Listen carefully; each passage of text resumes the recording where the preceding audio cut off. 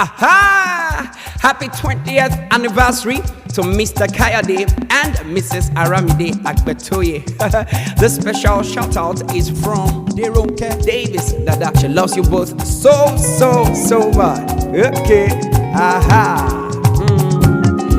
Aha. Dance with your sorrows. Talk to you, will say. Pararemo, how can my person? Aha. Monsieur, monsieur, hey, monsieur, like this, like a gun, monsieur, hey,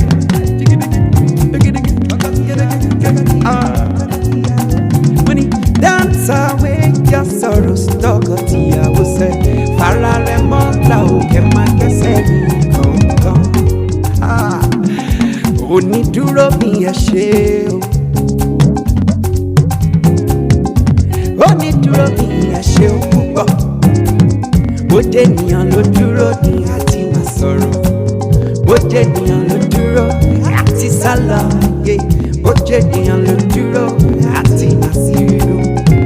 Oni dúró ní àṣẹ nítorí tọkọtìyà láṣẹ ń ṣeré lọ́wọ́lọ́wọ́lọ́wọ́lọ́wọ́lọ́wọ́lọ́wọ́lọ́wọ́. Torí náà ìwọ nìkan ló yẹ, kò lè yé ẹnìkan kan.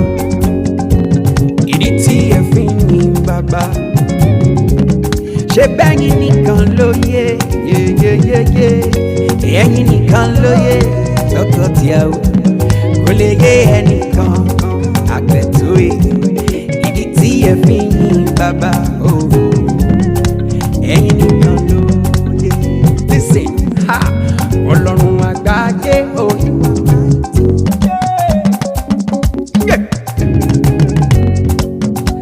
Ó yàtọ̀ kan ti yá ẹ máa kẹ́sì, ẹ máa kẹ́sì, ẹ máa kẹ́sì, ẹ máa kẹ́sì. Ọlọ́run àgbáyé òye wà máìtì. Ọlọ́run tó jẹ́ kẹrọ́jọ́ òní you are mighty. Bá mi àgbà ìṣẹ́ you are mighty. 20th anniversary I said you are mighty. Ṣebí wà ló fojú ọdún ṣàṣọ̀bọ̀ra, ṣebí wà ló fojú ọdún ṣàṣọ̀bọ̀ra, Ọlọ́run àgbáyé you are mighty o. Màmá parí Ọlọ́run mọ́ra, Olúwa má ṣe ẹ́ lóore. Agbetoye mo ní sẹ́ kọrin hallelujah. Jíjó ayọ̀ sí bàbá, kọrin hallelujah, jíjó ayọ̀ sí bàbá. Mo ní sẹ́, a máa gba oore Ọlọ́run mọ́ra o, tó jẹ́ kẹrí 20th anniversary. Olúwa má ṣe yín lóore, kọrin hallelujah, jíjó ayọ̀ sí bàbá, kọrin hallelujah, jíjó ayọ̀ sí bàbá. Ó yẹ ká dúpẹ́, ó yẹ ká dúpẹ́, mo ló yẹ ká ṣọpẹ́, ó yẹ ká ṣọpẹ́, ó yẹ ká dúpẹ́. 20th anniversary, ó yẹ ká dúpẹ́. Agbetoye, ó yẹ ká dúpẹ́. Mr. Kayode, ó yẹ ká dúpẹ́. Mrs. Aramide, ó yẹ ká dúpẹ́. Mr. and Mrs. Agbetoye, ó yẹ ká dúpẹ́. Àràsán atẹ́gùn fẹ́, ìjì máa jà kó gbé yín lọ. Ó yẹ kẹ́ dúpẹ́, ó yá o, ó yẹ ká dúpẹ́. Ó yẹ ká dúpẹ́, ó yẹ ká ṣọpẹ́, ó yẹ ká dúpẹ́. Àràsán atẹ́gùn fẹ́, ìjìjà kò gbé yín lọ. Ó yẹ ká dúpẹ́, ó yá. Ìjìjà kò gbé yín lọ. Ó yẹ ká dúpẹ́ o. Ìjìjà kò gbé yín lọ. Ó yẹ ká dúpẹ́.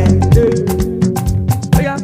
Àmọ̀pẹ́ wá àmúyìn wá o bàbá. Gọ̀pẹ́, gọ̀pẹ́ sá.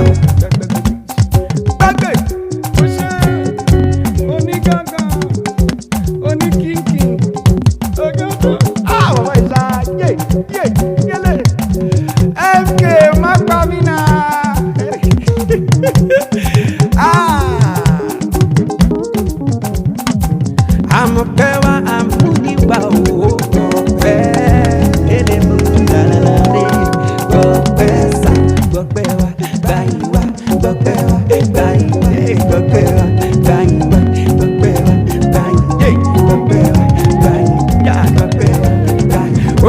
ọba tó gbà mí là ó tó múnú mi dùn tó gbà mí lẹ́rìn ayọ̀ sọ pé aládé ewúrà ni àwí máa yẹ àsọ̀rọ̀ máa tà sí.